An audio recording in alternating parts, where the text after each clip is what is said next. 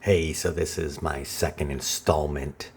Today I'm going to talk about the greatest U-turn in the history of rock. And as you can see by the video playing right now, this is about Radiohead. Now, put yourself in the shoes, if you're old enough, to remember the year 1997, 1998, when Radiohead had just released and had been touring for the album OK Computer. OK Computer is in many lists considered one of the greatest rock albums of all time. It, even if you're not a fan of Radiohead, you can at least respect the arts, the creativity involved, and how it was made, and how, for someone like me, a huge Radiohead fan, how great the album is. That album consists of lots and lots of incredibly amazing guitar riffs and instrumentation. So Radiohead toured with that album for a very long time. And by the year 2000 was releasing and have released the album Kid A. Now, keep in mind, at that time, Radiohead had released 3 studio albums, and all 3 were very guitar driven, rock type albums. All of a sudden, Radiohead releases Kid A. Kid A, an album filled with incredible music. But for the die-hard Radiohead fans that had been along for the ride for their first 3 albums, all of a sudden they press record, or press play, not record. They press play, and the album opens up with everything in its right place. They hear not guitars, not drums.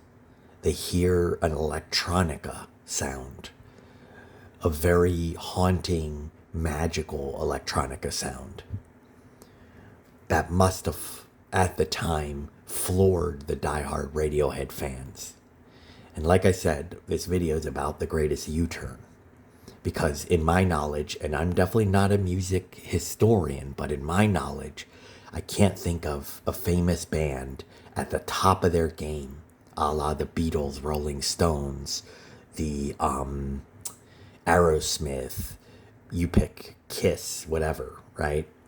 Imagine any of these bands playing their best at the top of their game, and then all of a sudden deciding to entirely change their sound.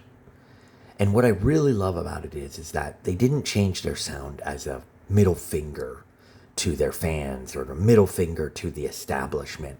They changed their sound because they wanted to go in a new direction artistically. And it's such courage artistically, because at any time when you're at the top of your game, at any time, you could easily, as an artist, I make films. You could easily, as an artist, say, I'm just going to capitalize on this fame and just do exactly what the fans want and what the record label, by the way, wants. But this band that you're seeing right now in the video, this band decided, we're going to go in a new direction. And the band itself flung themselves knee deep in this new sound, unafraid of where it would take them, because artistically that's where they wanted to go. Now, there have been bands before that have been very creative and have done a lot of different things, a lot of different sounds within albums and all that stuff. That's not what I'm talking about here. What I'm talking about here is a band going from one album to the next in a 3-year jump, and both albums sounding almost unrecognizable, as if they're different bands entirely.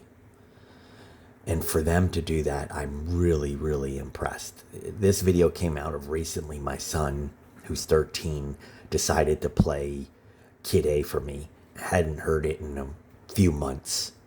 It's always been one of my favorite albums of all time.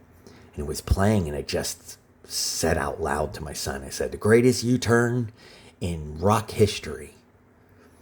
Because coming off of songs like Paranoid Android, Radiohead was at the top of their game. Hard lick guitar riffs, throbbing drums and bass,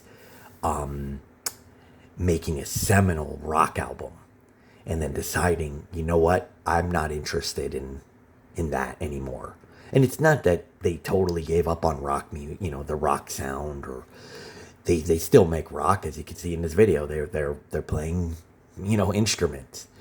But Radiohead as artists felt there was a new direction to go, and they went that direction.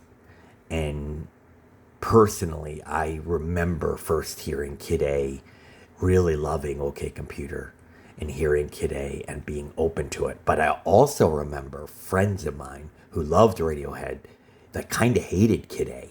Maybe now they've come around to it, but they hated it. What is this crap? This isn't rock. This isn't, hard rock, whatever you want to call Radiohead sound at the time.